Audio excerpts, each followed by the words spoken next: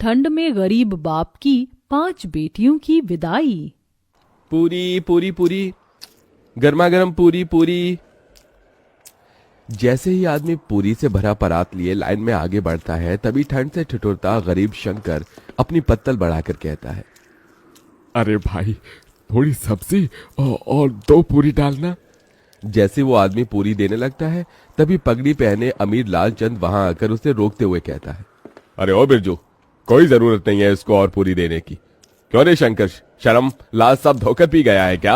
हाँ, तू घर में 5-5 जवान बेटियों को बिठाए रखा है और यहाँ दूसरे की बेटी की बारात में फ्री फंड का भोज खा रहा है। अरे तेरी सबसे बड़ी बेटी सुधा की जोड़ी की लड़कियां ब्याह करके कब की ससुराल चली गईं और बच्चों की मां बन गईं। तू कब ब्याहेगा अपनी बेटियां? अगर उनको ब्याहना तेरे बस में नहीं था तो 5-5 बेटियों को पैदा ही क्यों किया? मेरे माथे की पगड़ी देख रहा है, बड़े भाग से यह मौका मिलता है एक बाप को बेटी के ब्याह में पगड़ी पहनने का, समझा?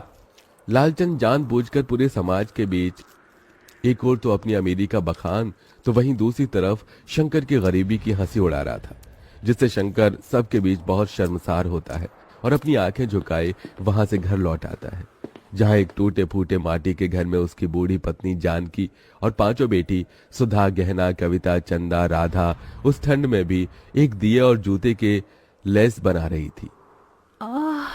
माँ, मेरा हाथ। तू ठीक तो है राधा? दिखा मुझे अपना हाथ। हे भगवान, तेरा तो हाथ जल गया। कहा था तुझे कि लेस का माल तू ना बना, तुझे दिए पर संभाल कर हाथ चलाना था। पहले ही अपने घर के दुख भरी परिस्थितियों को बाहर से ही देखकर शंकर अपनी आंखों से आंसू पोंछकर मुस्कुराते हुए अंदर आता है। अरे क्या कर रही हैं बाबा की 5 बेटियां? अरे बाबा, आप आ गए। हे भगवान, आप तो ठंड से कांप रही हैं। मैं आपके लिए आग जला देती हूँ। कितनी बार कहा है आपको कि एक स्वेटर अपने लिए खरीद लीजिए, बाहर कितनी ठंड गिर रही है और आपका बुढ़ापे का भी शरीर है। तभी दुखमन से शंकर ने कहा, चिंता मत कर मेरी लाडो, तुम 5 को ब्याहने से पहले नहीं मरूंगा। जब तक तुम 5 की विदाई नहीं हो जाती, मेरे प्राणों को भी कहां मुक्ति मिलेगी। एक बार तुम 5 की विदाई कर दूं, फिर चाहे मेरी मिट्टी उठ जाए। ये सुनकर गरीब शंकर की 5 बेटियों की आंखों आंसुओं से भर जाती हैं। भगवान के लिए फिर कभी अपने मुंह से ऐसी बात मत निकालना बाबूजी। आपके सिवा माँ और हम 5 का इस दुनिया में है ही कौन? तभी जानकी खाना परोसती है और शंकर अपने हाथों से अपनी 5 बेटियों को खिलाता है। शंकर के पास धन दौलत नहीं थी, मगर वो दिलदार आदमी था। शंकर को हमेशा अपनी 5 बेटियों की शादी और उनकी विदाई की ही चिंता लगी रहती, क्योंकि कोई भी उसे रिश्ता नहीं जोड़ना चाहता था और कई दफा रिश्ते वाले देखने भी आते तो उसका गरीब घर द्वार देखकर चौखट से ही लौट जाते। ऐसे ही दिन बीतते हैं और शंकर का दूर का रिश्तेदार उसे एक रिश्ता बताता है। जानकी, कल सुधा चंदा को लड़के वाले देखने आ रहे हैं, उन्हें तैयार कर देना। मेरे एक मित्र हैं, उन्होंने ही ये रिश्ता बताया है। ईश्वर करे कि बात बन जाए तो इन दोनों के हाथ जल्दी पीले कर दूंगा। धीरे धीरे करके ही तो अपनी बेटियों का भार उतार पाऊंगा। अगले दिन रमा देवी शंकर की बेटियों को देखने आती है। आइए आइए बहन जी, आपका ही इंतजार था, यहाँ बैठिए। अरे जानकी बिटिया, उसको ले आना।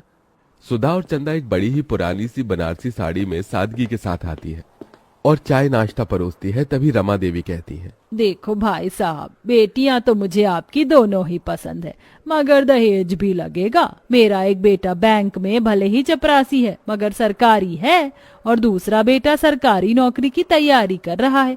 दोनों का ज्यादा नहीं तो 10 लाख दे दीजिए। दहेज की बड़ी रकम सुनकर गरीब शंकर चिंता में आ जाता है। माफ कीजिएगा बहन जी, मैं इतना तो नहीं दे पाऊंगा।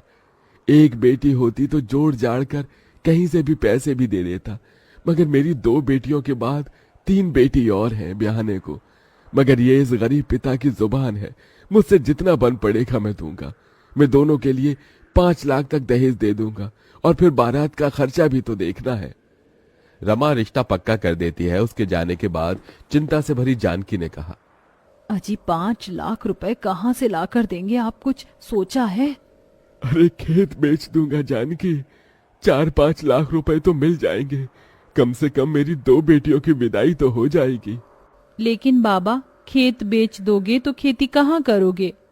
मजदूरी कर लूंगा। वैसे भी गरीब लोग लेबर माटी में लगे हुए हैं। बस तुम पांचों अपने घर द्वार चली जाओ। बेटी की विदाई के लिए मजबूर होकर शंकर अपना खेत बेच देता है, जिसके बदले उसे केवल 2 लाख ही मिलते हैं। पैसे कम पड़ने पर वो अपना घर भी गिरवी रखकर दहेज और बारात का सारा इंतजाम करता है। रमा बारात लेके आती तो है। सभी बाराती ठंड के गर्म कोट, जैकेट, स्वेटर पहने आते हैं, तो वहीं गरीब शंकर धोती और पतले पुराने से कुर्ते, जो कि जगह जगह से फटा होता है, उसमें ठिठुरता हुआ हाथ जोड़े बारातियों का स्वागत करता है। मगर एकदम से रमा की शर्त पलट जाती है। अरे रमा जी, आपने मुझे वचन दिया था, आप ऐसे कैसे बात से मुकर रही हैं? देखो भाई, 10 लाख रुपए से दहेज का 1 पैसा कम नहीं लगेगा। अगर तुम दे सकते हो तो कहो, नहीं तो बारात वापस लेकर जाते हैं। शंकर डबडबाई आंखों से मंडप में दुल्हन बनी बैठी अपनी बेटी को देखकर अपनी पगड़ी उतारकर रमा के पैरों में रख देता है। मैंने अपनी इज्जत आपके पैरों में रख दी है, दया कीजिए। अगर ये शादी नहीं हुई तो लोग मुझे और मेरी बेटियों को जीने नहीं देंगे। रमा पगड़ी को पैर मारकर चली जाती है, तो वहीं समाज भी शंकर पर थू थू करने लगता है। तो वहीं कुछ दिन बाद कर्जदार भी उसका घर तक छीन लेते हैं और अब शंकर अपनी पत्नी और 5 बेटियों के साथ ठंड में सड़कों पर भटकने लगता है और सब एक कचरेदान के पास आकर पाइपलाइन में रहने लगते हैं। अगले दिन शंकर ठंड में भी काम ढूंढने निकल पड़ता है। बाबूजी, आप कहाँ जा रहे हैं? काम ढूंढने जा रहा हूँ। मगर बाबा, बाहर इतनी ठंड गिर रही है। अगर ठंड देखूंगा तो जीवन भर भी इस गरीबी में तुम 5 की विदाई नहीं कर सकूंगा। पिताजी, अब हम 5 भी आपके साथ मेहनत करेंगे। जब इस भयंकर ठंड में बूढ़े होकर आप काम करेंगे तो हम जवान होकर क्यों नहीं? थोड़ी दूर जाने के बाद शंकर को सड़क बनाने में काम मिलता है, जहां मजदूरों की जरूरत होती है। अब शंकर और उसकी बेटी कड़कड़ाती ठंड में मेहनत करने लगती है। तभी एक दिन ठंड से सड़क पर बहुत कुहासा छाया होता है, जिससे एक महंगी गाड़ी आगे आकर खंबे से टकरा जाती है। 5 बहनें आकर गाड़ी में से एक औरत को निकालती हैं। दीदी, इन माजी के सर से तो खून बह रहा है, इन्हें पट्टी बांधनी होगी। चंदा, चल इन्हें घर ले चलते हैं। शंकर का परिवार अंजना की बहुत देखभाल करता है। वहीं बातों बातों में शंकर अपना दुख उससे बांटता है और फिर, भाई साहब, भगवान ने आपकी 5 बेटियों को मेरे बेटों के लिए ही बनाया है। मैं इन्हें अपने घर की बहू बनाना चाहती हूँ। ये सुनकर शंकर की आंखों से खुशी के आंसू छलक पड़े। बहन जी, मैंने कभी सपने में भी नहीं सोचा था कि मेरी 5 बेटियों का रिश्ता इतने बड़े घर द्वार में लगेगा। बहुत ही ऊंचा भाग्य है तुम्हारा मेरी बच्चियों, जो अंजना जी ने तुम 5 को पसंद किया है। मगर मुझ गरीब के पास देने को दहेज नहीं बहन जी। मेरी 5 बेटियां ही मेरे जीवन भर की पूंजी है। भाई साहब, आप बस अपनी बेटियों को एक जोड़े में विदा कर दीजिए, मुझे और कुछ नहीं चाहिए।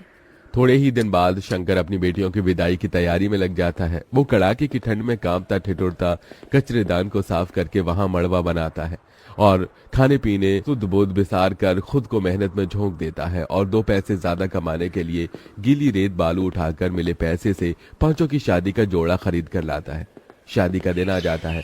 बड़े धूमधाम से अंजना बारात लेकर आती है। आंखों में आंसू भरकर शंकर कहता है, देखो जानकी, हमारी 5 बेटियों की बारात आई है, आज उनकी विदाई है। आपने अपने पिता होने का फर्ज पूरा किया जी। इसके बाद जानकी और शंकर उन 5 का कन्यादान कर देते हैं और विदाई का पल आ जाता है। तभी, ये लो मेरी बच्चियों, ये चावल पीछे को फेंक कर आगे बढ़ो। एक एक पैर बढ़ाती हुई 5 चावल पीछे जानकी की झोली में गिराती हैं और फिर अपने पिता के गले लगकर फूट फूट कर रोती हैं। बाबूजी, आपने हम 5 की विदाई के लिए बड़ा तप किया है। देखिए, आज हम विदा हो रही हैं। अपना ख्याल रखिएगा। तुम भी अपना ध्यान रखना मेरी बच्चियों, सदा खुश रहना। इसी के साथ गरीब शंकर अपनी 5 बेटियों को विदा कर देता है।